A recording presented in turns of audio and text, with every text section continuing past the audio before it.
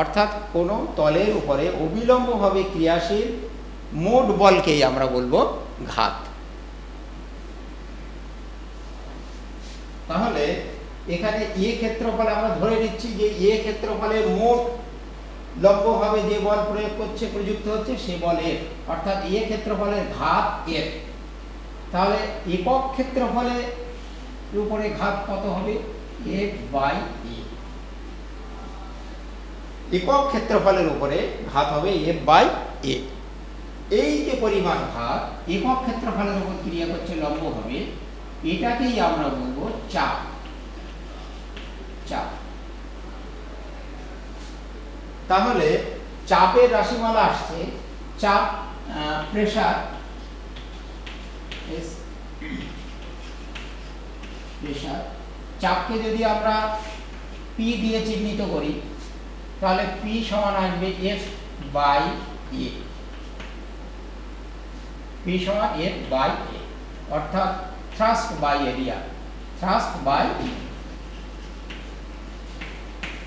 By area. কখনোই আমরা চাপ সমান বল বাই ক্ষেত্রফল বলবো না, কারণ বল তির্যকভাবে প্রয়োগ করতে পারি, বল আংশিক জায়গায়ও প্রয়োগ করা যায়। সেই জন্য চাপের রাশিমালায় আমরা বলবো চাপ, চাপ সমান ঘাত ইন্টু ক্ষেত্রফল।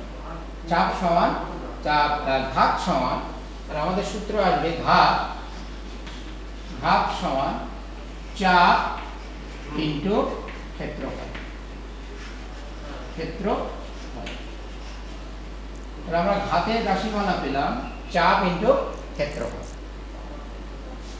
তো আমরা এই বিষয়ের উপরেও আমাদের সিলেবাসে ছোট ছোট অঙ্ক আসে। আমি একটা অঙ্ক দেখাবো, তার আগে একটু দেখে নিই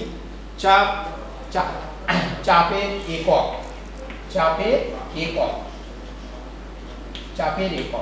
তো একক আমরা জানি সিজিএস পদ্ধতিতে। আমাদের ক্লাস 9-এর প্রথম চ্যাপ্টার আছে পরিমাপ চ্যাপ্টারে আমরা দেখেছি যে একক বিভিন্ন পদ্ধতিতে এককের মান বিভিন্ন হয়, সিজিএস পদ্ধতি, এসআই পদ্ধতি। তো আমাদের এখানে দুটো পদ্ধতিতে চাপের এককটা আমরা দেখব। যে সিজিএস পদ্ধতিতে চাপের একক যখন রাশিমালা হাতে এসে যায় সেখান থেকে একক বার করাটা খুব সহজ হয়। তো সেই বিষয়টা আমি একটু দেখাচ্ছি যে চাপের একক, তাহলে বলের একক, চাপের একক তাহলে আসছে ঘাত মোট ক্ষেত্রফলে প্রযুক্ত বল। আমরা জানি বলের একক সিজিএস পদ্ধতিতে ডাইন, আর এরিয়ার একক সেন্টিমিটার স্কয়ার। তাহলে চাপের একক হবে ডাইন বাই সেন্টিমিটার স্কয়ার, বা আমরা লিখতে পারি dyne into centimetre to the power -2 চাপের। আবার যদি আমরা এসআই পদ্ধতিতে যাই, এসআই পদ্ধতিতে চাপের একক আসবে এসআই পদ্ধতিতে নিউটন।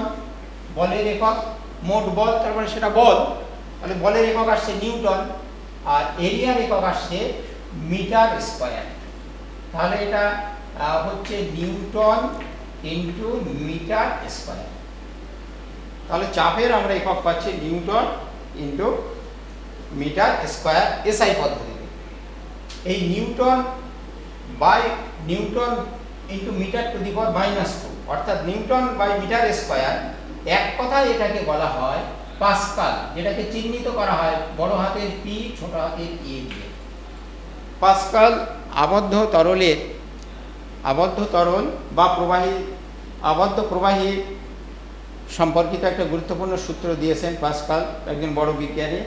তার নাম অনুসারে এখানে এসআই পদ্ধতিতে চাপের একককে পাস্কাল বলা হয় এবং চিহ্নিত করা হয় বড় হাতের পি ছোট হাতের এ দিয়ে, অর্থাৎ এসআই পদ্ধতিতে চাপের একক পাস্কাল। তো আমরা একক দেখলাম। আচ্ছা, এবার আসছে মাত্রা, চাপের মাত্রা। তো চাপের মাত্রা যখন আমরা ক্যালকুলেট করতে যাব মাত্রা, তখন মাত্রাকে আমরা থার্ড ব্র্যাকেট দিয়ে লিখি। তাহলে এখানে আসছে বলের মাত্রা বাই ক্ষেত্রফলের মাত্রা, বল বাই ক্ষেত্রফলের মাত্রা। এখন বলের মাত্রা আমরা বার করতে শিখেছি, সেটা আমি আর ডিটেলস করছি না, আমাদের দ্বিতীয় অধ্যায়ে ওটা করা হয়েছে, তোমরা অবশ্যই পারবে। M L T to the power -2 বলের মাত্রা, আর ক্ষেত্রফলের মাত্রা এল স্কয়ার। এবং এটাকে হিসাব করলে M L to the power -1 T to the power -2।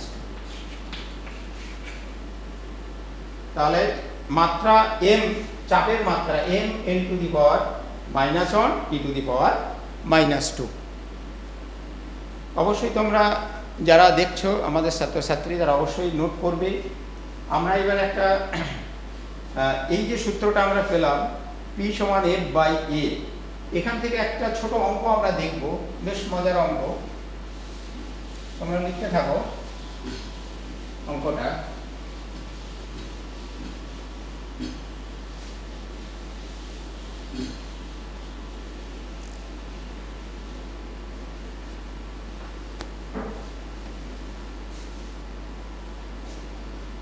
এখানে একটা ছোট্ট একটা প্রশ্ন দেখছি।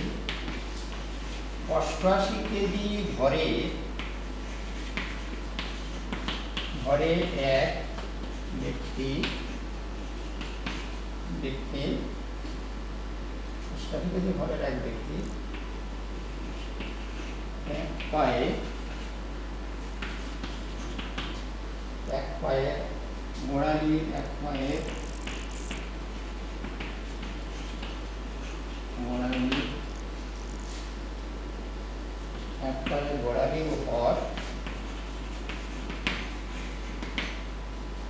গোড়ালির উপর মাটিতে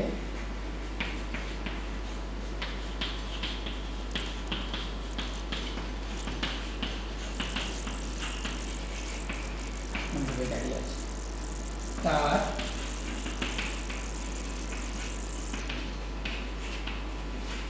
গোড়ালির ব্যাস 4 সেন্টিমিটার হলে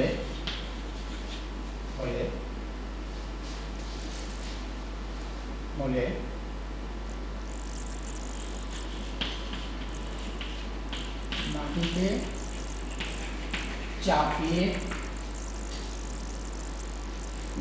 প্রযুক্ত চাপের পরিমাণ কত?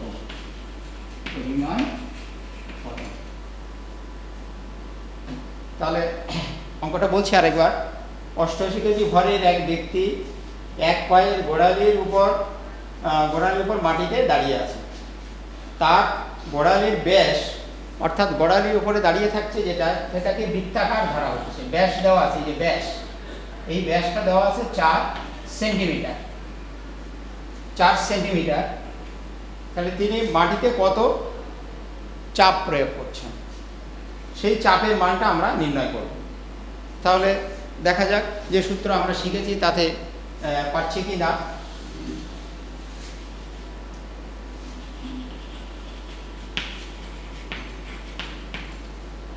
আমরা যে সূত্র শিখেছি, চাপ সমান ঘাত বাই ক্ষেত্রফল। তো এখানে ঘাত কিভাবে বার করব? এক ব্যক্তি গোড়ালির উপর দাঁড়িয়ে আছে। তো গোড়ালি, আমরা জানি যখন আমরা মাটিতে দাঁড়িয়ে থাকি তখন আমাদের ওজনটা যে পাদভূমি থাকে সেই পাদভূমি থেকে পাদভূমির ওই ক্ষেত্রফল দিয়ে নিম্নমুখী ক্রিয়া করে। নিম্নমুখী কেন না? পৃথিবীর কেন্দ্রের দিকে। তো কেন্দ্রের দিকে কি ক্রিয়া করে? ওজন, সেই ব্যক্তির ওজন। তাহলে এখানে যে ব্যক্তি দাঁড়িয়ে আছে তার গোড়ালির ক্ষেত্রফল দিয়ে তার দেহের সমস্ত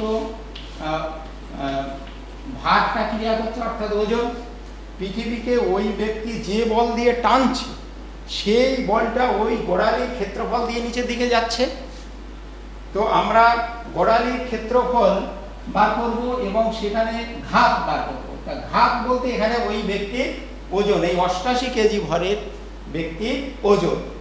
আমরা দ্বিতীয় অধ্যায়ে দেখেছি নিউটনের দ্বিতীয় সূত্র অনুযায়ী কোনো বস্তুর উপর প্রযুক্ত বল কোনো বস্তুর উপর প্রযুক্ত বল F সমান বস্তুর ভর ইনটু ত্বরণ। তো এখানে যে দাঁড়িয়ে থাকবে, ভূমিতে দাঁড়িয়ে থাকবে, ভূমিতে কেউ দাঁড়িয়ে থাকলে তার উপর কি ত্বরণ ক্রিয়া করে, অভিকর্ষ বলের জন্য যে ত্বরণ ক্রিয়া করে সে ত্বরণ হচ্ছে অভিকর্ষ যে ত্বরণ, সেটাকে আমরা জি দ্বারা চিহ্নিত করে। জি যে জি এর মান প্রশ্নে দেওয়া থাকবে, এখানে জি এর মানও প্রশ্নে দেওয়া থাকবে। জি এর মান 980 সেন্টিমিটার বাই সেকেন্ড স্কয়ার। জি এর মান দেওয়া থাকবে প্রশ্নে 980 সেন্টিমিটার বাই সেকেন্ড স্কয়ার। অভিকর্ষ বলের জন্য কোনো বস্তুতে যে ত্বরণ সৃষ্টি হবে, অর্থাৎ যে ব্যক্তি দাঁড়িয়ে আছে তার অভিকর্ষ ত্বরণ জি, তাহলে তার উপর ক্রিয়াশীল ওজনটা এখানে ঘাত। ঘাত, এখানে ঘাতকে আমরা লিখতে পারবো m into G, mg by a। m এর মান কত? m এর মান 88 কেজি। 88, এই যে m এর মান আমরা লিখলাম 88 কেজি। কেজি এটা এসআই পদ্ধতিতে মান, সিজিএস পদ্ধতিতে গেলে 1000 গুণ হবে, 1000। আর অভিকর্ষ ত্বরণের মান 980। আর ক্ষেত্রফল আমরা জানি, এটা ব্যাস দেওয়া থাকলে বৃত্তাকার এরিয়ার ক্ষেত্রফল হবে পাই আর স্কয়ার। ব্যাস দেওয়া থাকলে বৃত্তাকার এরিয়ার ক্ষেত্রফল হবে পাই আর স্কয়ার। তাহলে এখানে পাই 22/7, তোমরা নিশ্চয়ই শিখেছো পরিমিতিতে পাই এর মান। হ্যাঁ, পাই এর মান হচ্ছে 22/7, বৃত্তের পরিধি আর ব্যাসের অনুপাত পাই 22/7। আর স্কয়ার মানে ব্যাসার্ধের স্কয়ার, কিন্তু এখানে দেওয়া আছে ব্যাস, তাহলে ব্যাসার্ধ 2 তার স্কয়ার, 2 তার স্কয়ার। তাহলে আমরা পেয়ে যাচ্ছি 2 গুণ 4। তাহলে এখানে চাপের মান এসআই পদ্ধতিতে হবে 9 বাই সেন্টিমিটার স্কয়ার। অঙ্কটা এবার ক্যালকুলেট তোমরা করতে পারবে, খুব সহজেই ক্যালকুলেশন হয়ে যাবে। 2 গুণ 4 আছে 4 আর 22 গুণ করলে 88 আসবে, 88 সঙ্গে কেটে যাবে। তাহলে 4 2 গুণ 4 আর 22 88 কেটে যাচ্ছে, উপরে চলে যাচ্ছে 7 ইন্টু 1000, তাহলে 7000 ইন্টু 980 9 বাই সেন্টিমিটার স্কয়ার। তাহলে আমরা সহজে অঙ্কটা পাচ্ছি, নির্ণয় চাপ বার করতে পারছি। ঠিক আছে, আরেকবার বলছি যে গোড়ালিতে ভর করে দাঁড়িয়ে আছে, সেই গোড়ালির ক্ষেত্রফল দিয়ে ঘাত ক্রিয়া করছে। মোট ঘাত কত? মোট ঘাত এক্ষেত্রে ওই ব্যক্তির ওজন, যে বল দিয়ে পৃথিবী ওই ব্যক্তিকে টানছে। এখানে আমাদের মেন পয়েন্টস এটা খেয়াল রাখতে হবে যে এই এরিয়া গোড়ালির ক্ষেত্রফল, আর এর এখানে মোট ঘাত কত? মোট ঘাত হলো ওই ব্যক্তিকে পৃথিবী যে বল দিয়ে টানছে গোড়ালির ক্ষেত্রফল দিয়ে, সেই মোট বলটা লম্বভাবে নিম্নমুখী ক্রিয়া করছে। ওটাই হলো ওখানে এই গোড়ালির ক্ষেত্রফলের প্রযুক্ত ঘাত। নিশ্চয়ই তোমরা বুঝতে পারছো আশা করি। আচ্ছা, পরবর্তী বিষয়ে আমরা আসছি। ঘাত কোনো নির্দিষ্ট প্রবাহীর ঘাত ব্যাপারটা কি? প্রবাহীর সংস্পর্শে যখন কোনো তল থাকবে, সেই তলে অবিলম্বভাবে যে বল ক্রিয়া করবে সেটাই প্রবাহীর ঘাত। আমরা তো দেখলাম প্রবাহীর সংস্পর্শ তলে এই গ্লাসে জল নিলাম, জল নিয়ে এখানে একটা বিন্দু কল্পনা করলাম, জলের মধ্যে একটা বিন্দু কল্পনা করলাম, এই বিন্দুটা এই বিন্দুর চারিদিকে একটা ক্ষেত্রফল নিচ্ছে, সমতল ক্ষেত্রফল। তাহলে ওখানে ওই ক্ষেত্রফলের সংস্পর্শে তরল আছে, সেই তরল মোট যে বল দিচ্ছে সেটাই হচ্ছে প্রবাহীর ঘাত। তাহলে এক্ষেত্রেও সেই প্রবাহীর ঘাত এর সূত্র প্রবাহীর চাপ ইন্টু ক্ষেত্রফল। তো তরলের অভ্যন্তরে অর্থাৎ তরলের ভিতরে কোনো বিন্দুতে চাপ, এই বিষয়টা কি? এই বিষয়টাকে একটু ভালো করে বুঝতে হবে যে তরলের ভিতরে কোনো বিন্দুতে চাপ বিষয়টা কি। হ্যাঁ,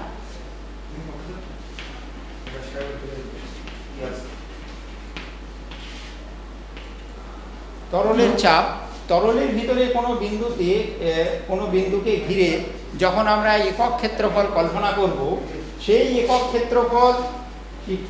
ক্ষেত্রফলের উপর লম্বভাবে প্রযুক্ত মোট বল। এখন প্রশ্ন হলো, এই তরলের মধ্যে কোনো বিন্দুতে বলটা কে প্রয়োগ করছে, সেটা একটু ভাবতে হবে আমাদের। যে স্যার এখানে তরলের মধ্যে কোনো বিন্দুতে একক ক্ষেত্রফল আপনি কল্পনা করলেন, এই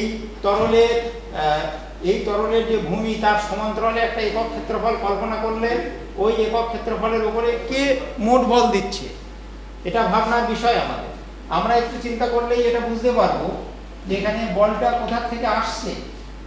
এই এ বিন্দু চারিদিকে যে ক্ষেত্রফল আমরা কল্পনা করলাম, এখানে আমরা বিন্দুটা ধরছি এন বিন্দু চারিদিকে যে ক্ষেত্রফলটা আমরা কল্পনা করলাম, এই ক্ষেত্রফলের মানটা কত? ক্ষেত্রফলের মান হচ্ছে ক্ষেত্রফল এ, এখানে মান 1, সাংখ্যমান 1। কোন রাশি সাংখ্যমান মানে একক বর্জিত সংখ্যা, তাহলে এখানে ক্ষেত্রফলের সাংখ্যমানটা 1, তাহলে ক্ষেত্রফল কত? এসআই পদ্ধতিতে 1 বর্গমিটার স্কয়ার, সিজিএস পদ্ধতিতে 1 সেন্টিমিটার স্কয়ার। এই ক্ষেত্রফলের উপরে কে বল দিচ্ছে না, এই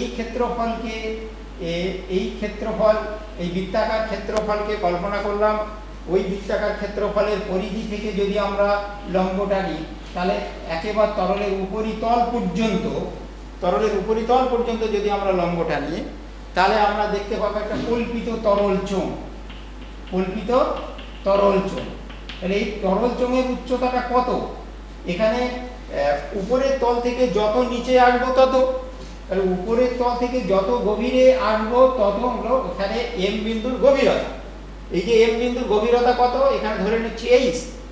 তাহলে এম বিন্দুর চারিদিকে একটা একক ক্ষেত্রফল কল্পনা করলে, সেই ক্ষেত্রফলের পরিধি থেকে এখানে লম্ব টানলে একটা কল্পিত তরল চোঙ হয়। সেই কল্পিত তরল চোঙে যতটা তরল আছে তার ওজন, এটাই হলো ওই একক ক্ষেত্রফলের ঘাত। অর্থাৎ এখানে বলটা কে দিচ্ছে? পৃথিবী একে এই কল্পিত তরল চোঙকে তার কেন্দ্রের দিকে টানছে। অর্থাৎ এই কল্পিত তরল চোঙে যে তরল আছে, সেই তরলের ওজন।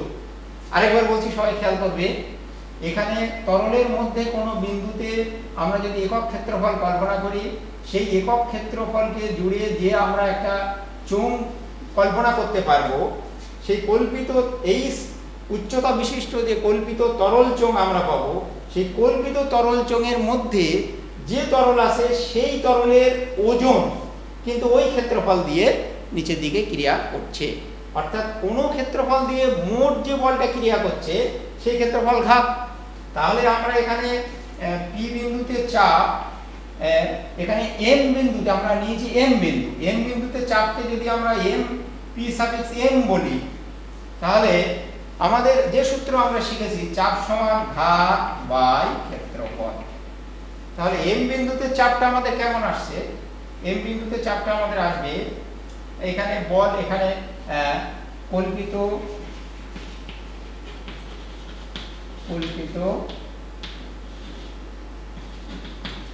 তরল চোঙে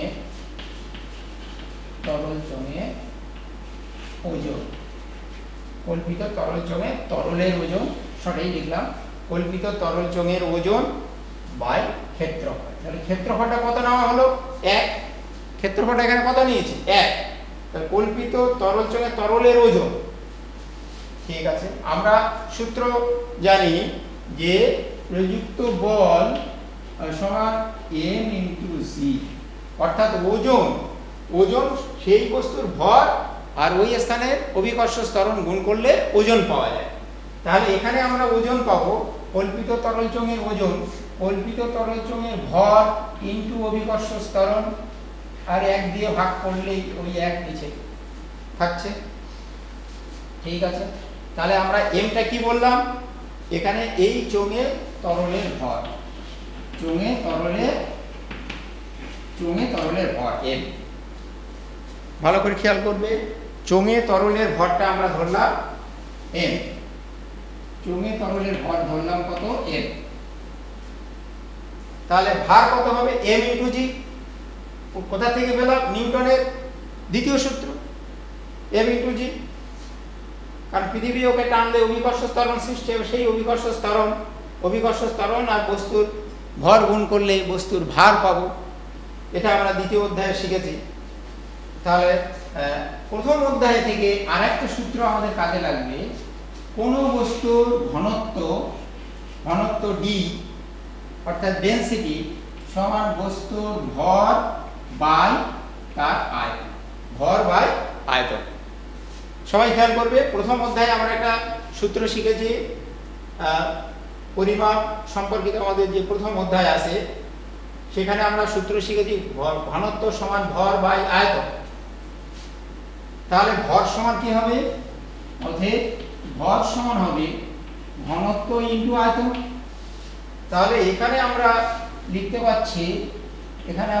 পাচ্ছি ভর সমান ঘনত্ব ইনটু আয়তন ইনটু জি। নিচে এক দিয়ে ভাগ করা মানে যা আছে তাই থাকবে। আচ্ছা, এবার আসছি এখানে আয়তন, কার আয়তন? এই যে চোঙের আয়তন। তো এবার এখানে একটু সমস্যা, ক্লাস 9-এর স্টুডেন্টদের এই চোঙের আয়তনের সূত্র কিন্তু শেখা হয়নি। তাহলে এখানে একটু শিখে নিতে হবে, লম্ব বৃত্তাকার চোঙ অর্থাৎ যে চোঙের ভূমির ক্ষেত্রফল বৃত্তাকার, এই যে বৃত্তাকার, এই ক্ষেত্রফলটা এ, সুষম আকৃতির যে কোনো চোঙের ক্ষেত্রফল যদি এ হয় আর তার উচ্চতা অর্থাৎ চোঙটা কত লম্বা সেটা যদি এইচ হয়, তাহলে আয়তন হবে বি সমান এ ইন্টু এইচ, আবার বলছি ক্লাস 10-এর একটা সূত্র কিন্তু কাজে লাগছে, চোঙের আয়তনের সূত্র হচ্ছে চোঙের ভূমির ক্ষেত্রফল ইন্টু এইচ। তাহলে এখানে ভূমির ক্ষেত্রফল কত? এখানে চোঙের ভূমির ক্ষেত্রফলটা আমরা 1 ধরেছি, 1 ইন্টু এইচ। তাহলে এখানে ভি এর মান আমরা পেয়ে যাচ্ছি এইচ, 1 ইন্টু এইচ মানে এইচ। ভি এর মানটা আমরা পেয়ে যাচ্ছি কত? এইচ। ওখানে আমরা এই চোঙের আয়তনটা, যেহেতু চোঙের ভূমির ক্ষেত্রফলটা 1, এর মান 1 বসালে এইচ। এই যে সূত্রটা তোমরা অবশ্যই খেয়াল করবে, চোঙের আয়তন ভূমির ক্ষেত্রফল ইনটু এইচ। এখানে ভূমির ক্ষেত্রফল 1, উচ্চতা এইচ, তাহলে 1 ইনটু এইচ। তাহলে ভি এর পরিবর্তে আমরা এখানে বসাবো H G, D H G. অর্থাৎ এটাকে আমরা চাপ, এম বিন্দুতে চাপের রাশিমাল আমরা পেলাম পি সাফিক্স এম সমান এইচ ডি জি। এই প্রমাণটা অবশ্যই খেয়াল করবে। এই প্রমাণটা করতে গিয়ে আমাদের কিন্তু দ্বিতীয় অধ্যায়ের সূত্র কাজে লাগছে, এম সমান এম জি, এবং ক্লাস 10-এর চোঙের সূত্র কাজে লাগছে, চোঙের আয়তনের সূত্র, চোঙের আয়তন সমান ভূমির ক্ষেত্রফল ইনটু উচ্চতা। আরেকবার বলছি, এটা খুব গুরুত্বপূর্ণ একটা আর্টিকেল। তরলের মধ্যে কোনো বিন্দুতে চাপের রাশিমালা আমরা পেলাম, কি পেলাম? কত গভীরে থাকছে সেই গভীরতার মান, তরলের ঘনত্ব আর অভিকর্ষ ত্বরণ এর গুণফল। তো আবার একবার এই আর্টিকেলটা আরেকবার রিপিট করছি।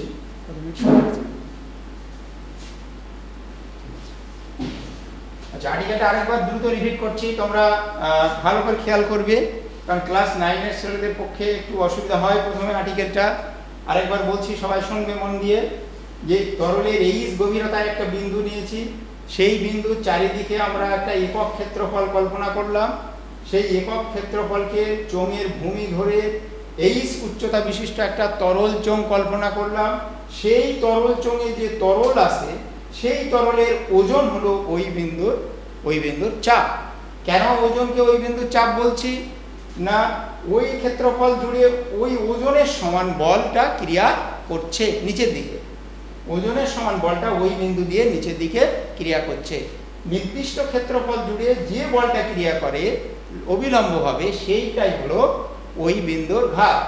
তো সেই জন্য আমাদের সূত্র আছে চাপ সমান ঘাত বাই ক্ষেত্রফল।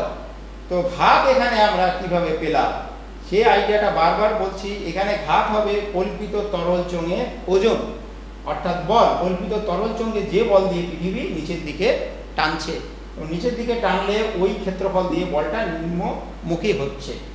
তো সেই জন্য আমরা কল্পিত তরল চোঙের ওজন বাই ক্ষেত্রফল, কল্পিত তরল চোঙের ওজন সমান m ইন্টু জি, এই পেলাম। m সমান আবার সূত্র পেলাম কি, m সমান d ইন্টু ভি, আবার v এর সূত্র আমরা পেলাম a ইন্টু এইচ, এর মান 1, অর্থাৎ v সমান এইচ। তাহলে এখানে আমাদের দাঁড়াচ্ছে d ভি জি, v এর মান এইচ, তাহলে এইচ ডি জি, অর্থাৎ এইচ গভীরতায় চাপ এইচ ডি জি। এই আর্টিকেল একবার রিপিট করলাম, তোমরা অবশ্যই দেখবে, খুব ইম্পর্টেন্ট আর্টিকেল এটা। তরলের এইচ গভীরতায় চাপ, এইচ গভীরতায় পি বিন্দুতে চাপ এইচ ডি জি। তো এখান থেকে আমরা বুঝতেই পারছি যে চাপ গভীরতা যখন বাড়বে তখন সঙ্গে সঙ্গে চাপও বাড়বে। আবার গভীরতা যদি স্থির থাকে, ঘনত্ব বাড়ে, তাহলে চাপ বাড়বে। আবার দুটোই যদি স্থির থাকে, অভিকর্ষ ত্বরণ বাড়ে, তাহলে চাপ বাড়বে। আমরা জানি পৃথিবীর পৃষ্ঠের বিভিন্ন উচ্চতায় অভিকর্ষ ত্বরণ বিভিন্ন হয়। তো সাধারণত সমতলে কোনো একটা এলাকায় আমরা টোটাল ভাঙড় এলাকায় ঘুরবো, সব জায়গায় সমতল, এখানে সব জায়গায় জি এর মান এক। আর পরীক্ষা নিরীক্ষা করি, যখন আমরা কোনো ল্যাবে পরীক্ষা করি, আমরা পাত্র নিই, সেই পাত্রে জলটা থাকে স্থির, অর্থাৎ স্থির প্রবাহীর ক্ষেত্রে আমাদের এই সূত্রটা প্রযোজ্য হবে। স্থির প্রবাহী যদি স্থির না থাকে, আমরা তো একটা তরল নিয়ে করলাম, কিন্তু গ্যাসের ক্ষেত্রেও একই রকমভাবে প্রমাণ করা যাবে যদি গ্যাস স্থির থাকে, অর্থাৎ আবদ্ধ গ্যাস হয়। আবদ্ধ গ্যাস বা আবদ্ধ তরলের ক্ষেত্রে এই সূত্র প্রযোজ্য। তাহলে আমরা দেখছি, যখন আমরা বিভিন্ন পরীক্ষা নিরীক্ষা করছি পরীক্ষাগারে, আমাদের স্কুলে পরীক্ষাগারে যখন আমরা বিভিন্ন পরীক্ষা নিরীক্ষা করি পাত্রে জল নিয়ে, তো সেসব ক্ষেত্রে আমাদের কি হচ্ছে, অভিকর্ষ ত্বরণ জি স্থির থাকছে, আবার তরলের গভীরতাটা, তরলের এই ঘনত্বটাও পরিবর্তন হচ্ছে না। তাহলে ওই যে পাত্রের বিভিন্ন গভীরতায় চাপ বিভিন্ন। তো চাপের বৈশিষ্ট্য এখানে আমরা পেয়ে যাচ্ছি দুটো বৈশিষ্ট্য, যে চাপ গভীরতার সঙ্গে সমানুপাতিক। চাপ বাড়লে গভীরতা বাড়বে, চাপ গভীরতার সঙ্গে সমানুপাতিক যখন ঘনত্ব এবং অভিকর্ষ ত্বরণ স্থির থাকছে। আবার চাপ দেখছি যে ঘনত্বের সঙ্গে সমানুপাতিক, অর্থাৎ দুটো বৈশিষ্ট্য কিন্তু আমরা এখানে পাচ্ছি। এই প্রমাণ করার সঙ্গে সঙ্গে তরলের কোনো বিন্দুতে চাপের দুটো বৈশিষ্ট্য আমরা পাচ্ছি। এবার একটা অ্যাক্টিভিটিস আমি দেখাবো, তোমরা অবশ্যই সেটা বাড়িতে হাতে কলমে করবে। সেখান থেকে আমরা আরও জানতে পারবো যে কোনো তরলের কোনো বিন্দুতে চাপ, এটা তো দেখানো হলো চাপ নিম্নমুখী, তো চাপ আবার ঊর্ধ্বমুখী আছে, চাপ পার্শ্ব চাপ আছে। তাহলে তোমরা বলতে পারো, স্যার সব ক্ষেত্রে কি এই একই হবে? এটা আমরা এখন একটা পরীক্ষার সাহায্যে দেখব যে চাপের মানটা কেমন হয় একই বিন্দুতে, ঊর্ধ্বচাপ, নিম্নচাপ, পার্শ্বচাপ। পরীক্ষা ব্যবস্থাটা দেখার পরে আরো পরিষ্কার হবে। এবার এটা কেমন যেমন হয়,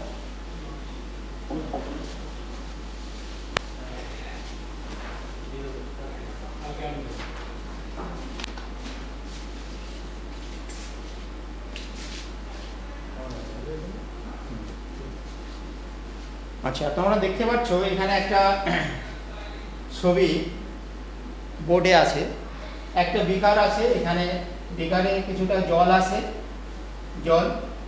জল একটা স্ট্যান্ডের উপর বসানো আছে, টেবিলের উপরে, ধরো একটা টেবিলের উপরে বিকারে জল বসানো আছে, টেবিলের উপরে বিকারে জল বসানো আছে। আচ্ছা এটা কি? এটা একটা ফানেল। ফানেলের মাথায় কি জড়ানো আছে? ফানেলের মাথায় আছে রাবারের একটা চাদর, পাতলা রাবারের চাদর দিয়ে এটাকে মোড়া আছে। আর এখানে এটা কি রাবারের নল, এটা রাবারের নলটা এসে সরু কাঁচ নলের সঙ্গে যোগ আছে, সরু কাঁচ নল। এটা একটা সরু কাঁচের নল, কাঁচের নলের মধ্যে আছে রঙিন জলের একটা ফোঁটা, এবং এখানে এই স্ট্যান্ডের সঙ্গে এই রঙিন জলের ফোঁটার সঙ্গে একটা স্কেল সেট করা আছে, তাহলে আগে বিষয়টা কি আমরা আগে ভাববো। প্রথমে এটাকে আস্তে আস্তে যদি আমরা উপরে নিয়ে আসি, এই ফানেলটাকে নিম্নমুখী করে আস্তে আস্তে যদি উপরে নিয়ে আসি, তাহলে উপরে নিয়ে আসবো আমরা প্রথমে আস্তে আস্তে জলের উপরিতল থেকে ওই ফানেলের মাথায় যে বাঁধা আছে প্লাস্টিকের পাতলা চাদর, ওখানে ওইটাকে নিয়ে আমরা এই মুখে করে আস্তে আস্তে আস্তে নিম্নমুখী করে নিচের দিকে নামবো এবং স্কেলে আমরা লক্ষ্য করতে থাকবো যে এই যে জলের ফোঁটা এই বিন্দুটা নড়ছে কি না। প্রথমে আমরা করবো কি এটাকে আস্তে আস্তে আস্তে আস্তে নিচের দিকে নিয়ে আসবো। যত নিচের দিকে আমরা নিয়ে আসতে থাকবো তত দেখব যে এই যে কাঁচনলের মধ্যে যে জলের রঙিন ফোঁটা আছে, এই রঙিন ফোঁটাটা ডান দিকে যাচ্ছে, অর্থাৎ ওই দিকে চলেছে, ডান দিকে চলেছে। যত আমরা উপর থেকে এটাকে আস্তে আস্তে নিচের দিকে নিয়ে আসবো তখন দেখতে পাবো যে ওটা ডান দিকে চলেছে। আচ্ছা, আবার আস্তে আস্তে যদি এটাকে উপরে তুলতে থাকি তাহলে দেখবো যে ও ডান দিক থেকে আবার বাঁ দিকে আসছে, ডান দিক থেকে আবার আস্তে আস্তে বাঁ দিকে আসছে। তারপর আবার করছে কি, এটাকে ওই অবস্থানে রেখে একই লেভেলে রেখে এটাকে আমরা ঘুরিয়ে ঊর্ধ্বমুখী করলাম। তো ঘুরিয়ে ঊর্ধ্বমুখী করলাম, তখনও দেখছি যে জলের ফোঁটা যেখানে ছিল সেখানেই আছে। আবার এটাকে ঘুরিয়ে এই ফানেলের মুখটা একই লেভেলে রেখে ঘুরিয়ে এই অবস্থাতে নিয়ে এলাম, তাহলে এদিকে পার্শ্ব চাপ দিচ্ছে ওই লেভেলে, ওখানেও দেখবো যে জলের ফোঁটা ওখানে আসে। অর্থাৎ একই লেভেলে রেখে ফানেলটাকে একই লেভেলে রেখে মুখটাকে ঊর্ধ্বমুখী করব, অথবা একটা সাইডে প্রথমে এই সাইডে নিয়ে আনবো, তারপর আবার এই সাইডে নিয়ে আনবো।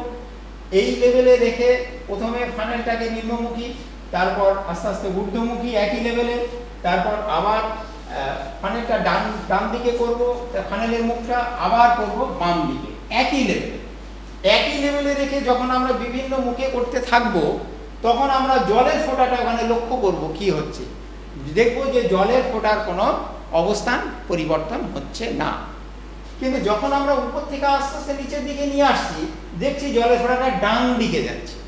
আবার যদি নিচ থেকে ওই অবস্থায় মুখ করে উপরের দিকে তুলছি দেখছি জলের ফোঁটা ডান দিক থেকে আবার বাঁ দিকে আসছে। কিন্তু একই লেভেলে রেখে যখন আমরা বিভিন্ন মুখী করছি, ঊর্ধ্বমুখী, নিম্নমুখী, পার্শ্ব অবস্থানে, তখন দেখছি জলের ফোঁটার কোনো অবস্থান পরিবর্তন হচ্ছে না। এটা গেল পরীক্ষা। এখন পর্যবেক্ষণের সিদ্ধান্তে কি আসবে? সিদ্ধান্ত এখানে ব্যাপারটা একটু ভাবতে হবে যে এর মধ্যে আছে বায়ু, আর এখানে কাঁচের নল, এখানে আছে জলের ফোঁটা। তো যখন এখানে নিম্নমুখী করে রাখছি, এখানে তরল ঊর্ধ্বমুখী চাপ দিচ্ছি। ঊর্ধ্বমুখী চাপ দেওয়ার ফলে আস্তে আস্তে যখন নামাচ্ছি তরলের গভীরতাটা বাড়ছে, যখন আস্তে আস্তে নামছি তখন গভীরতা বাড়ছে।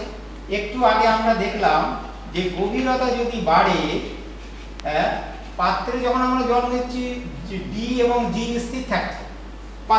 অল্প পাত্রে যদি জল নিই তাতে ঘনত্ব চেঞ্জ হয় না, আর অভিকর্ষ স্থলান্ত চেঞ্জ হয় না। তাহলে এখানে চেঞ্জ হচ্ছে কি, এখানে পরিবর্তন হচ্ছে কি, পরিবর্তন হচ্ছে গভীরতা। তো গভীরতা আস্তে আস্তে যদি পরিবর্তন হতে থাকে তখন দেখবো যে চাপ ওই দিকে চলে যাচ্ছে, অর্থাৎ চাপটা বাড়ছে এবং জলের ফোঁটা এখান থেকে বায়ুর মধ্যে সেই চাপটা সঞ্চালিত হয়ে যাচ্ছে। এই যে এখান থেকে চাপ, তাহলে ব্যাপারটা কি স্যার, এখান থেকে যখন ঊর্ধ্বমুখ আস্তে আস্তে নিচের দিকে নামছি গভীরতা বাড়ছে, দেখছি যে জলের ফোঁটাটা ওই দিকে চলেছে।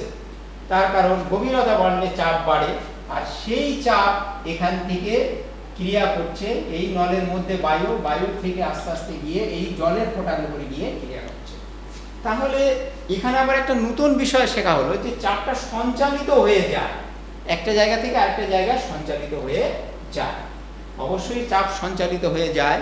আমরা পরবর্তীতে এবারে ক্লাস 11-এ গিয়ে আরও ভালোভাবে শিখবো। এখানে বিষয়টা আমরা বুঝতে পারছি যে চাপ সঞ্চালিত হয়ে যায়, যত নিচের দিকে নামছি চাপটা বাড়ছে এবং সেই বর্ধিত চাপের জন্য জলের ফোঁটাটা ডান দিকে যাচ্ছে। ঠিক অনুরূপ বিপরীত ঘটনা ঘটবে যদি উপরে তুলি। কিন্তু একই জায়গায় রেখে যখন বিভিন্ন মুখী করা হচ্ছে তখন গভীরতা পরিবর্তন হচ্ছে না, এটা অপরিবর্তিত থাকছে, এটা অপরিবর্তিত থাকছে। একই জায়গায় রাখলে গভীরতা পরিবর্তন হচ্ছে না, অপরিবর্তিত থাকছে। সেই জন্য এখানে জলের ফোঁটার কোনো চেঞ্জ হচ্ছে না। তাহলে এই পরীক্ষা দ্বারা কি প্রমাণিত হচ্ছে? এই আরো একটা জিনিস এই পরীক্ষা দ্বারা প্রমাণিত হচ্ছে যে গভীরতা যত বাড়বে তরলের ক্ষেত্রে তত চাপ বাড়তে থাকবে, কারণ জলের ফোঁটাটা ক্রমশ ডান দিকে চলে যাবে। স্কেল দিয়ে আমরা স্কেল থেকে তাকালে আমরা বুঝতে পারবো যত গভীরতা কমাতে থাকবো বা আবার বাঁ দিকে চলে আসবে, চাপ কমবে, সেটা আবার পুনরাবস্থায় চলে আসবে। আর একই বিন্দুতে যখন বিভিন্ন মুখী করছি, নিম্নমুখী করলে ঊর্ধ্বচাপ, আবার ঊর্ধ্বমুখী করলে তখন নিম্নচাপ, আবার যখন একটা সাইডে নিয়ে আসছি একটা পার্শ্বচাপ, এই তরলের পার্শ্বচাপ দিচ্ছি, মানে ওই দিকের তরল বা ডান দিকের তরল বাঁ দিকে চাপ দিচ্ছি, আবার যখন এইভাবে রাখছি এটাকে এইভাবে রাখছি, তাহলে বাঁ দিকের তরল আবার ডান দিকে চাপ দিচ্ছি, অর্থাৎ পার্শ্বচাপ। এখানে ঊর্ধ্বচাপ, এখানে নিম্নচাপ, এখানে পার্শ্বচাপ, এটাও পার্শ্বচাপ, অর্থাৎ একই লেভেলে দেখা যাচ্ছে ঊর্ধ্বচাপ, নিম্নচাপ এবং পার্শ্বচাপ সমান। তাহলে এই পরীক্ষা দ্বারা প্রমাণিত হচ্ছে যে ঊর্ধ্বচাপ, নিম্নচাপ, পার্শ্বচাপ সমান এক তরলের মধ্যে একই অনুভূমিক রেখায় বা একই অনুভূমিক তলে। তরলের মধ্যে একই অনুভূমিক তলে ঊর্ধ্বচাপ, নিম্নচাপ, পার্শ্বচাপ সমান, এটাও প্রমাণিত হচ্ছে। তাহলে এই পরীক্ষা দ্বারা আমরা প্রমাণ করতে পারছি গভীরতার সঙ্গে সঙ্গে চাপটা বাড়ে এবং একই তরলের মধ্যে একই অনুভূমিক তলে সব চাপের মান সমান। তো আমরা যেটা বার করলাম এটা তো নিম্নচাপ, তাহলে সব চাপের মান যদি সমান হয়, স্যার এটাই তাহলে ওই বিন্দুতে ঊর্ধ্বচাপ, আবার এটাই ওই বিন্দু তাহলে পার্শ্বচাপ। হ্যাঁ, অবশ্যই এটা এই পরীক্ষা দ্বারা এটাই প্রমাণ হচ্ছে যে তরলের মধ্যে কোনো বিন্দুতে ঊর্ধ্বচাপ, নিম্নচাপ, পার্শ্বচাপ সবার মান সমান এবং সমান সমান কত হবে? এইচ ডি জি, এইচ ডি জি। তাহলে চাপের আমরা আরেকটা বৈশিষ্ট্য এখানে পেলাম, 3 নাম্বার বৈশিষ্ট্য আমরা পেলাম। দুটো বৈশিষ্ট্য আগে জেনেছিলাম যে চাপ একই বিন্দুতে চাপ ঊর্ধ্বচাপ হয়, নিম্নচাপ, পার্শ্বচাপ, অর্থাৎ ঊর্ধ্বচাপ প্রয়োগ করে কোনো বিন্দুতে তরল, নিম্নচাপ প্রয়োগ করে, আবার পার্শ্বচাপও প্রয়োগ করে, এবং এই চাপগুলো একই বিন্দুতে ঊর্ধ্বচাপ, নিম্নচাপ, পার্শ্বচাপ প্রয়োগ করে। 4 নম্বর বৈশিষ্ট্য এই চাপের মান সমান, এই চাপের মান সমান। তাহলে 1 নম্বর বৈশিষ্ট্য ছিল পি গভীরতার সঙ্গে বাড়তে থাকে বা গভীরতা কমলে কমতে থাকে, আবার ঘনত্বের সঙ্গে বাড়তে থাকে বা কমতে থাকে। 3 নম্বর হচ্ছে ঊর্ধ্বচাপ, নিম্নচাপ, পার্শ্বচাপ 3 প্রকার চাপ প্রয়োগ করে। 4 নম্বরে বৈশিষ্ট্য এলাম কি ওই চাপগুলি সমান, ওই চাপগুলি সমান। আচ্ছা, তার 5 নম্বর বৈশিষ্ট্য হলো তরলের চাপের বৈশিষ্ট্য। 5 নম্বর বৈশিষ্ট্য, এখানে যদি এই বিকার পরিবর্তন করে বড় একটা আমরা যদি প্লাস্টিকের বালতি রাখি এবং একই গভীরতায় এই পরীক্ষাটা করি, তাহলেও কিন্তু চাপ কোনো পরিবর্তন হবে না। অর্থাৎ তোমরা বাড়িতে গিয়ে দেখবে এটা বিকারের পরিবর্তে বড় প্লাস্টিকের বালতি নেবে, সাদা বালতি, তার উপরে পরীক্ষাটা করবে, একই গভীরতায় দেখবে যে স্কেলের ওই যে জলের বিন্দুটা এক জায়গায় স্থির আছে। তাহলে এটা প্রমাণ হবে যে তরলের চাপ গভীরতার উপর শুধু নির্ভর করে, পাত্রের আকারের উপর নির্ভর করে না। তো এই যে এটা লাস্ট বৈশিষ্ট্য যে তরলের চাপ পাত্রের আকারের উপর নির্ভর করে না। তাহলে আজ আমরা এটা শিখলাম যে তরলের চাপের বৈশিষ্ট্য, তরলের চাপে তরলের মধ্যে কোনো বিন্দুতে চাপের রাশিমালা। তো এই যে আমরা তরল তরল বলছি বারবার, এটা কিন্তু প্রবাহীর ক্ষেত্রে প্রযোজ্য, অর্থাৎ গ্যাসের ক্ষেত্রেও একই, গ্যাসের ক্ষেত্রেও একই হবে। হ্যাঁ, শর্তটা হলো গ্যাস বা তরল বা গ্যাস অর্থাৎ প্রবাহীটাকে আবদ্ধ রাখতে হবে, সেখানে গতিশীল হলে হবে না। যদি এখানে ছিদ্র করে দিই তাহলে তরলটা প্রবাহিত হতে থাকবে, ওই তল নিচের দিকে নামবে, সেক্ষেত্রে কিন্তু এই সূত্রগুলো খাটবে না। অর্থাৎ প্রবাহী যদি স্থির থাকে তখন আমরা চাপের রাশিমালা এটা প্রমাণ করলাম, এটা থাকবে, এবং এখান থেকে চাপের বৈশিষ্ট্যগুলো আমরা আলোচনা করলাম। তো এবার আমরা আরো চাপের সম্পর্কিত দিয়ে একটা ছোট অঙ্ক দেখব। চাপ সমান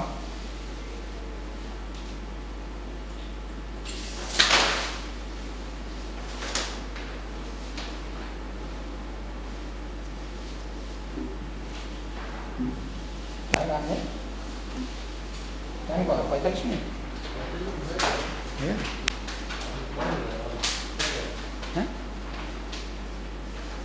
আর একটা ছোট অঙ্ক দেখে দিই। কত সময় হয়ে গেছে? আর একটা অঙ্ক দেখি।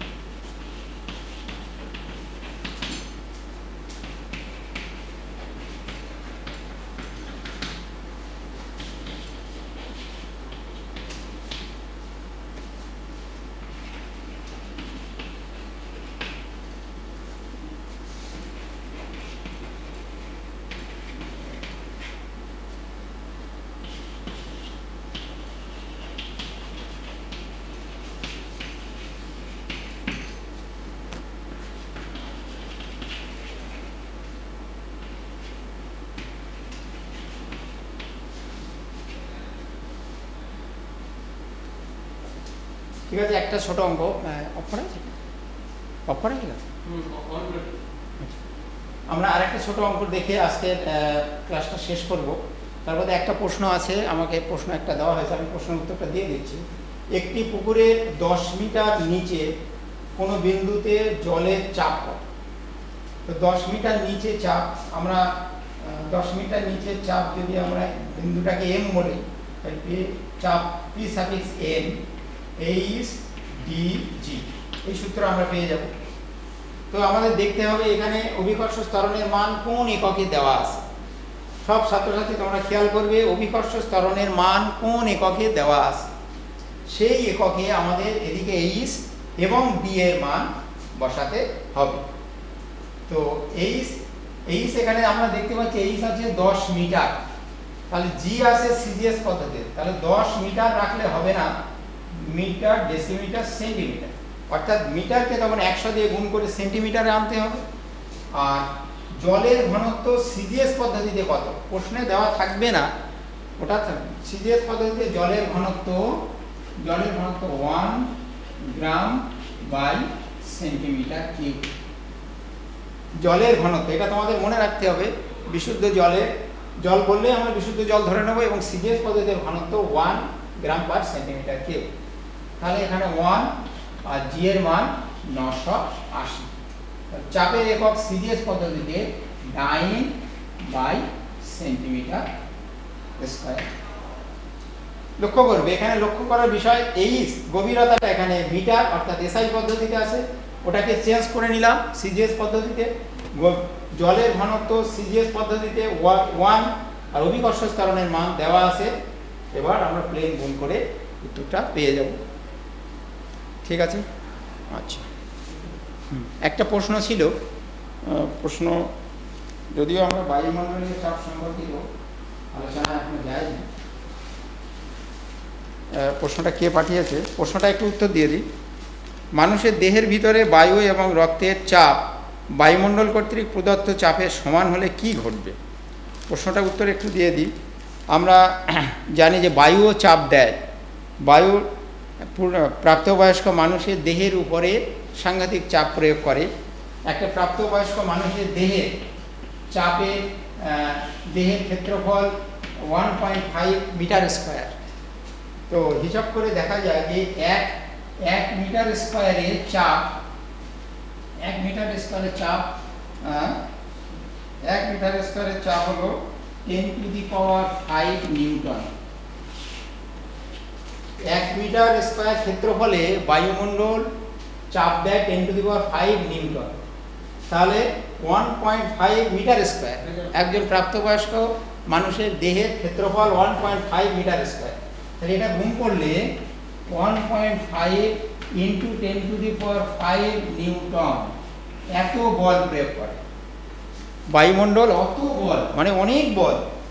আমরা দেখেছি যে 10 নিউটন মানে 1 কেজি, 1 কিলোগ্রাম, তাহলে এত কেজি, 10 নিউটন মানে 1 কেজি, প্রায় 1 কিলোগ্রাম ভর যদি রাখা হয়, পৃথিবীকে 10 নিউটন বল দিয়ে টানে প্রায়, তাহলে এখানে কত কেজি, অর্থাৎ এখানে গুণ করলে 15,000 কেজি, 15,000 কেজি চাপ নিয়ে একজন প্রাপ্তবয়স্ক মানুষ ঘুরছে, 15,000 কেজি চাপ নিয়ে।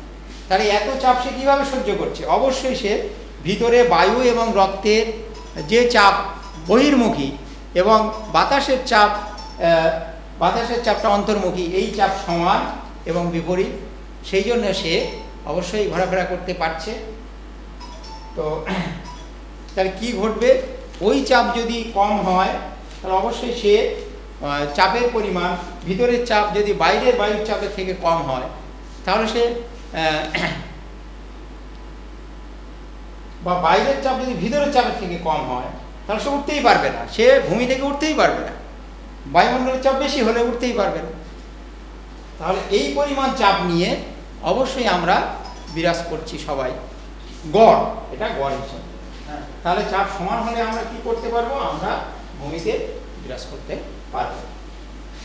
ঠিক আছে, সবাই ভালো থাকবে, সবাই এই লকডাউন পিরিয়ডের মধ্যে ঘরের মধ্যে থাকবে এবং প্রতি ঘন্টাতে তোমরা হাত অবশ্যই স্যানিটাইজার দিয়ে অথবা হ্যান্ড ওয়াশ দিয়ে পরিষ্কার করবে, বাইরে বার হবে না, সবাই ভালো থাকবে এই কামনা করে আজকে ক্লাস 9-এর ক্লাস শেষ।